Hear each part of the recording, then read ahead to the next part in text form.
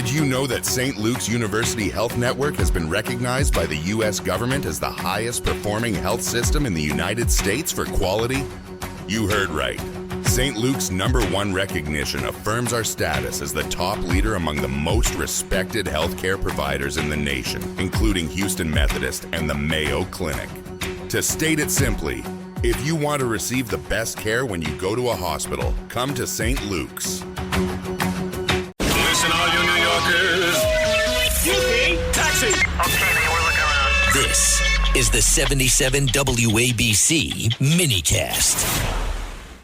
This might be the most surreal radio, or whatever, I don't want to say radio, but conversational program that anybody has ever done, because in this particular act of our drama, I want to turn over to Midnight Mysteries, as though this already has it, because I don't know the name for this. Do you remember when you were as a kid, when somebody said to you, I remember where I was, it says, God always was. That blew my mind.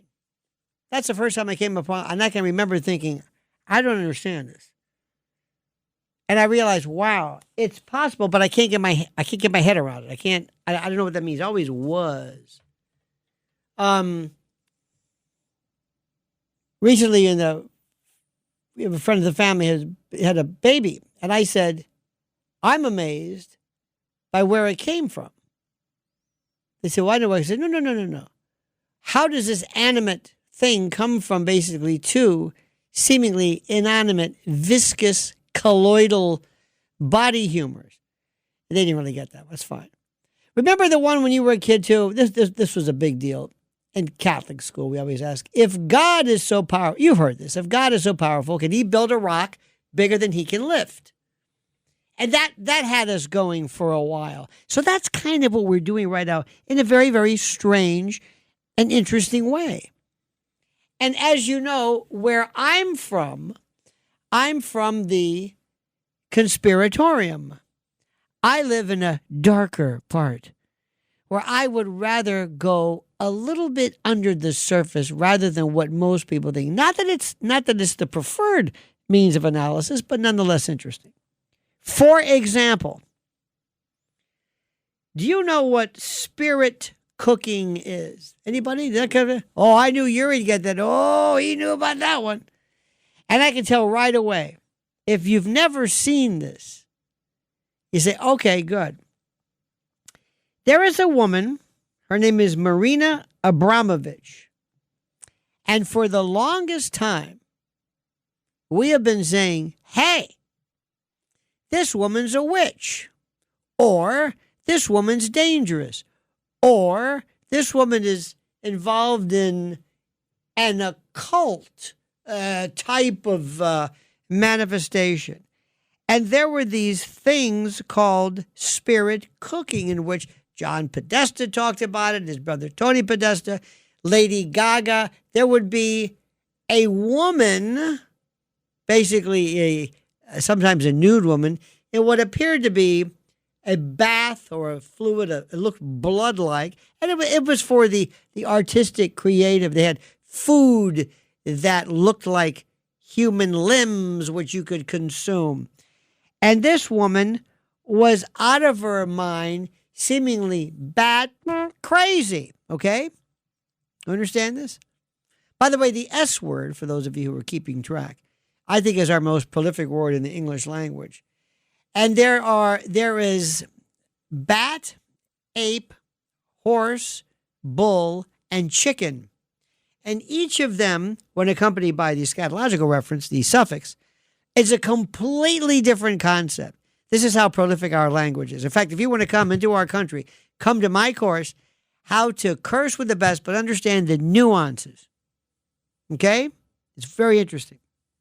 Now, for the longest time, people have said, what about her? Well, Marina Abramovich, who looks, if you had to go to central casting, she sits there with a horned devil. I mean, put it this way. All she needs is a shirt that says devil for her to do this. So spirit cooking has been this phrase that a lot of members of the conspiratorium have been asking, well, what about her?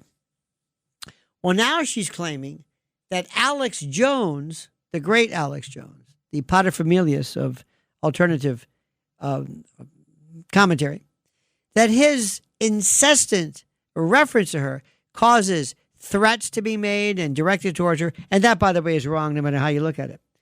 But what is spirit cooking? What is it? Well, here is the official definition of it, and then we'll tell you what the truth is. Spirit cooking began in the 1990s as a performance art concept by Marina Abramovich.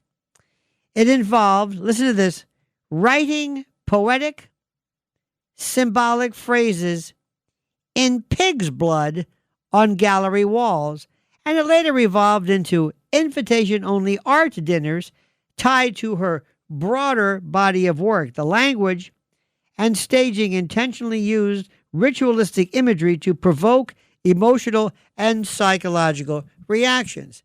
Now, just imagine this. I invite you guys to my art, my exhibit at this gallery, and I'm going to be writing pig's blood messages on the wall. Now, what they're saying is, this is what the classic. They're saying there's no verified evidence that spirit cooking is an actual occult ritual or linked to criminal activity. Claims tying it to satanic practices largely stem from online interpretations, leaked email controversies, and political narratives rather than documented proof. The phrase resurfaced during election season after hacked emails referenced a spirit cooking dinner, which fueled speculation online. Critics saw ritual symbolism. Supporters described it as just avant-garde art meant to challenge perception. Now, imagine if I invited you to this party and I had women sometimes they would have nude women and, like holding a bowl of fruit or something. Oh, that's nice. This is submerged in what appears to be blood. Here is a piece from a note of the spirit cooking. It reads as follows. This is from Abramovich.